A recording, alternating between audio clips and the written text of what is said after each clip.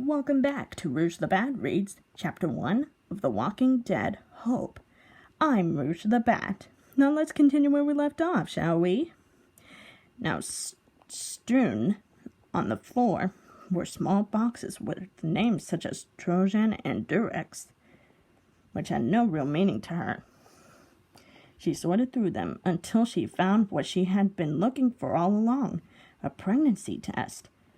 She read the back of the box, familiarizing herself with the instructions, and then taking a short stick out, eyeing this with curiosity. She pursed her lips. Good thing I didn't bring Louis then, she thought with a grin.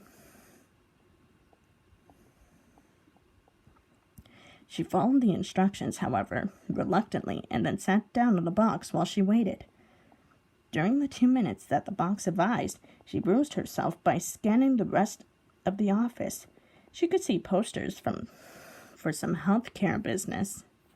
They advised people to always have their shots up to date. Didn't do much good now, did it? She thought. She wondered after all these years how many people were actually left. Not many, probably, she reasoned out loud, but her morbid thoughts could take another turn. A faint beeping escaped the small stick in her hand. How it still had a working battery after over 13 years, she didn't have a clue. She decided not to question it, and taking a deep breath, looking at the small screen. It was a loud bang from outside the office brought her eyes upwards. Stuffing the stick in her jacket pocket, she drew her knife and prepared for the worst. Soft growls and gurgling came from the front of the store. She sighed in frustration. "Did you guys learn to sneak around or something?" she said to no one in particular, rolling her eyes. At least it wasn't raiders, she thought. She walked outside and inspected the store. After 15 walkers had wandered inside and were making their way toward her, she tried to keep them spaced out, taking them out swiftly. As she drove her knife in the skull of the 10th walker, a sharp pain in her stomach brought her down with it. "Doggone it," she swore, clutching her abdomen with one hand on the knife with the other. Before she could bring herself up to her feet again, the walker fell on top of her, its teeth dangerously close to her face. With all the forces she could muster, she struck its skull on the side with the knife.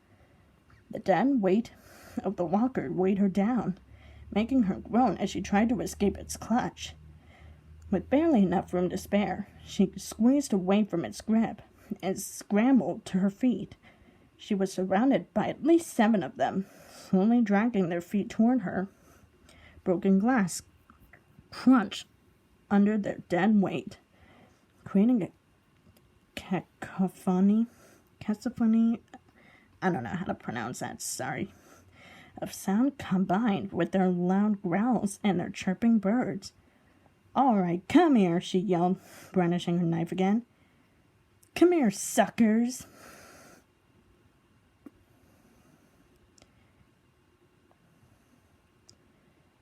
"You're overreacting, Louis," AJ assured the man, watching him pace the courtyard. Violet and Asim were seated on the table beside AJ, eyeing the gate nervously while Willie stood on the watchtower, scanning the tree line. "What do you mean, little man?" Louis exclaimed, throwing his arms in the air. "My wife could be in trouble out there." The sun was scraping the treetops by now, a crescent moon creeping its way into the sky on the east. Omar was already preparing the fire for dinner, and Ruby was collecting some vegetables from the greenhouse. She had been out longer, the boy reasoned, shrugging. "Clem can take care of herself out there, don't worry." "He's right, Lou," Violet spoke up, her eyes glued to the dark exterior. "Clem will Louis, Violet." "Louis, Violet," came Willie's booming voice. "She's back." Louis' head perked up, and he rushed to the gate, looking through the bars into the darkness. He spotted Clementine stumbling her way through the trees. She was clutching her stomach, and her face was contorted in pain. But what caught his attention was the amount of blood in her jacket. "Clem!" he exclaimed, opening the gate and running to her. He wrapped her arm around over her shoulder and dragged her inside. As soon as they crossed the walls, her collapsed under her weight. "What happened?" he cried, his eyes scanning her face closely. She trailed off, too out of breath to talk. It was only then that Louis saw her hand clutching the right side of her abdomen firmly. "Clem," he whispered, his eyes eyeing her hand warily, and then finding her old golden eyes. "What do you have there?" "I'm sorry," she said simply, closing her eyes. It wasn't her words that threw him off, but the small smile that crept up her face. Frowning, he looked down at her hand. She promptly released her grip on her jacket and revealed a small white and pink stick and a piece of folded paper in her pocket. Louis took the stick warily in his hands and inspected it. It was thin on one side, and it got progressively thicker. Its tip was moist, and on the thick side was a small screen. On the screen, displayed in bright pink,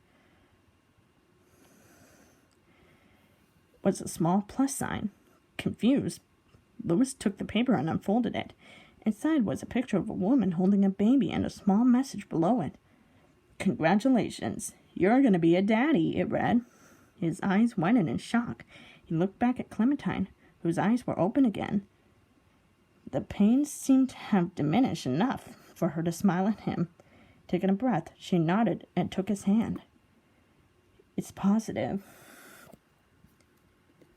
And that was Chapter 1 of The Walking Dead Hope.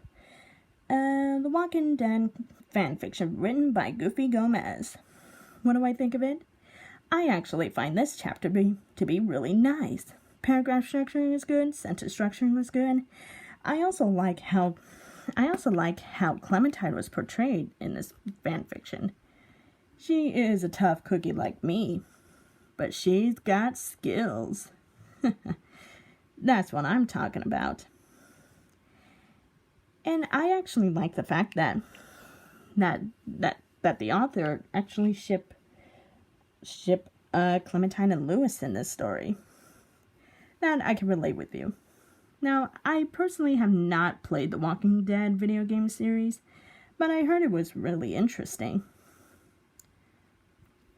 Yeah, other than that, this chapter is excellent. What a great way to start off a Walking Dead fan fiction. Now, what do you all think of this chapter? Did you all like it or did you not? Feel free to let me know in the comment section down below. Well, I'm gonna go make me and my boyfriend some coffee. It looks like he could really use it after a long night of defeating Eggman. But thank you all very, very much for watching. This is Rouge the Bat, signing off. Bye-bye.